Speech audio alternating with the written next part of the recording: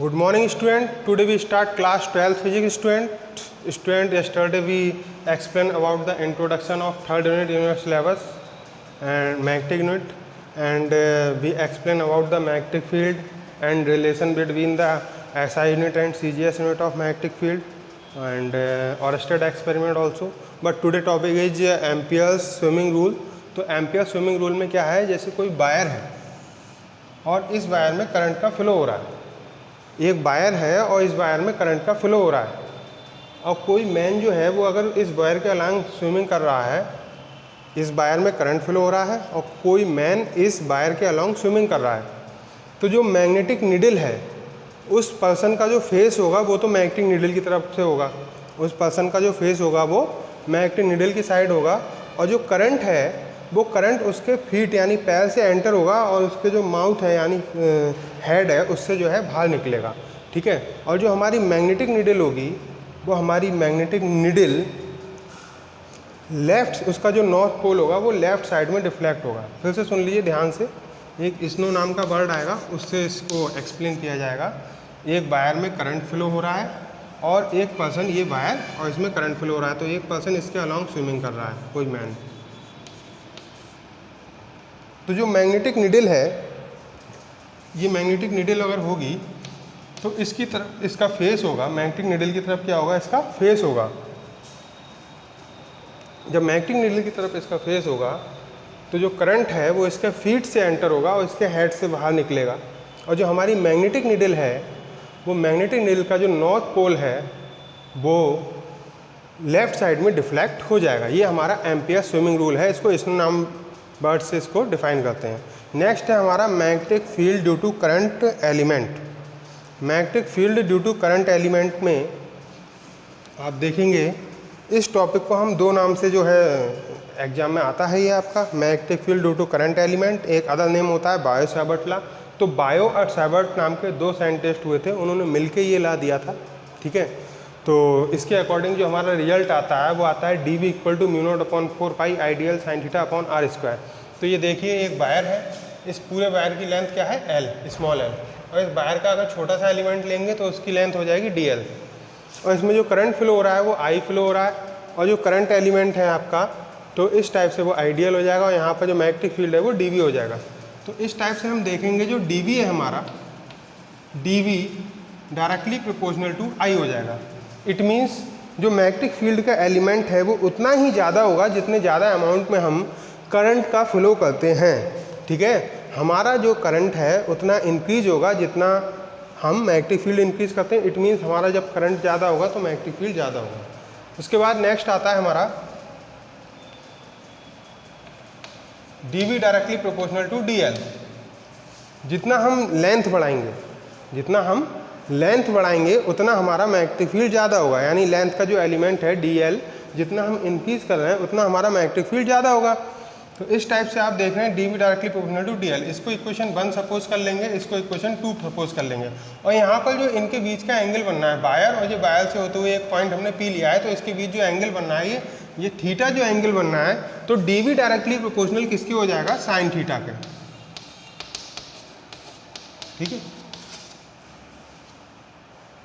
उसके बाद यहाँ से यहाँ तक की जो डिस्टेंस है वो r हमने सपोज की हुई है, इस पॉइंट से लेकर जो हमारा पॉइंट P है इसकी डिस्टेंस हमने r सपोज की हुई है।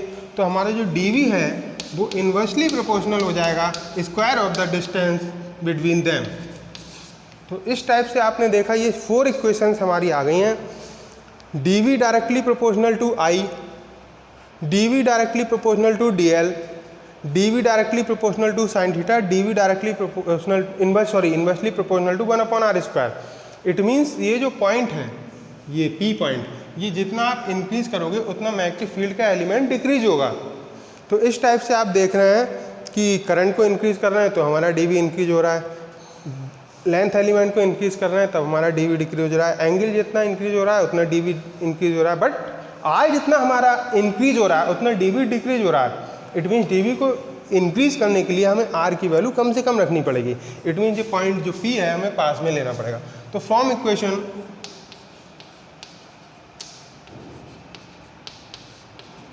1 2 3 4 इक्वेशन 1 2 3 4 से हम देख रहे हैं, तो D V proportional to I D L sine theta upon are square. इस टाइप से आपने देखा जो हमारा डी वी है डायरेक्टली प्रोपोर्शनल हो गया I D L sine theta upon are square के।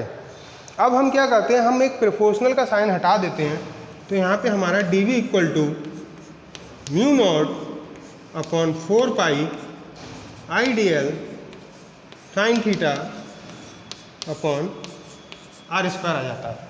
अब हम देखेंगे इस टाइप से जो हमारा, इसको थोड़ा सा मैं रेस कर रहा हूँ, यहाँ पे स्पेस थोड़ा शॉर्ट है इसलिए।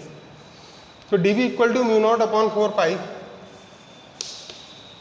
D we equal to mu not upon 4 pi I D L sine theta upon are square, आपका आंसर आ गया।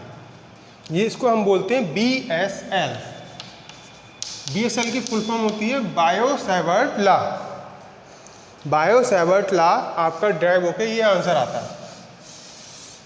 देखिए, अब आपसे अगर कोई कहे म्यू नॉट की एसआई यूनिट फाइंड करिए, तो किस टाइप से फाइंड करेंगे? Mu nought equal to formula बना लीजिए, एसआई यूनिट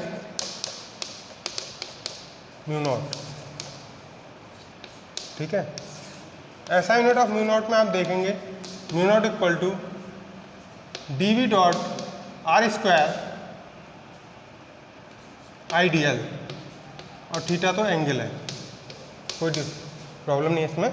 तो डीवी की जो यानी मैग्नेटिक फील्ड की असाइनमेंट मैंने कल आपको पढ़ाई थी, assignment of magnetic field Tesla होती है, और जो आर है उसकी असाइनमेंट होती है मीटर स्क्वायर, और जो एल है उसकी मीटर होती है, और जो एम्पियर होती है इसकी, तो 1 मीटर से 1 मीटर कट जाएगा। तो टेस्ला मीटर एम्पियर की पावर -1 आ जाएगी, साइन थीटा की कोई नहीं होती है, ठीक है। तो टेस्ला मीटर एम्पियर की पावर -1 आंसर आ जाएगा, ठीक है। तो स्टूडेंट, आज हमने एम्पियर स्विमिंग रूल पढ़ा, बायो-सैवर्ट लॉ पढ़ा।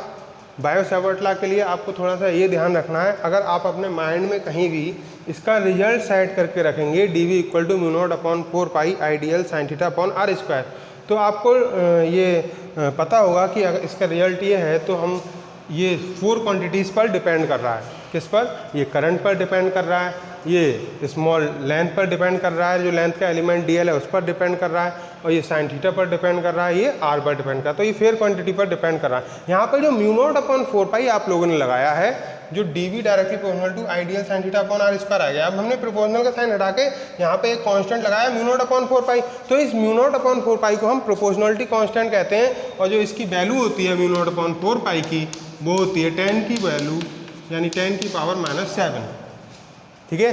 तो हम जब न्यूमेरिकल करेंगे with the help of BSL, आप BSL की हेल्प से कुछ न्यूमेरिकल्स करेंगे, तो आपको उसमें म्यू नॉट अपॉन 4 पाई की जो वैल्यू है वो 10 की पावर -7 पुट करके चलनी है, तभी आपका न्यूमेरिकल्स का आंसर आ पाएगा। Thank you students.